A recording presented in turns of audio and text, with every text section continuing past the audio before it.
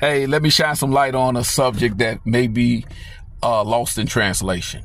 But Jesus was a revolutionary. I'm going to say that again. Jesus was a revolutionary, and this is often overlooked, and I don't know how it's overlooked, because he was a revolutionary. He came to create radical change.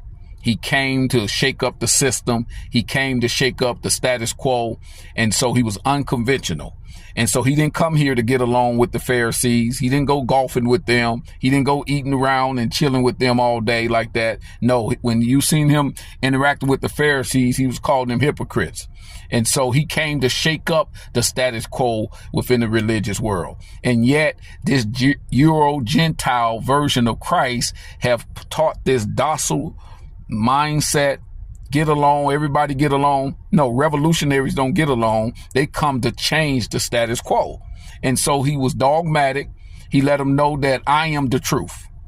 He drew the line in the sand and let people know I am the truth. And this is what stirred everything up. And if you look at the prophets of old, they all were revolutionaries.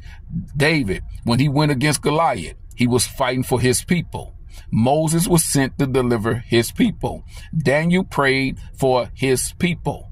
Esther went in to see the king and risked her life for her people. When Christ came, he said, I'm only sent to the lost sheep of Israel, his people. And yet this Euro-Gentile version have taught God's children, the true biblical Hebrews, to be docile. Can't talk about black oppression. And God forbid you mention the transatlantic slave trade that we've brought over here captive. That's all left out of the Euro version of Christianity, which is not in line with truth. It is not in line with truth.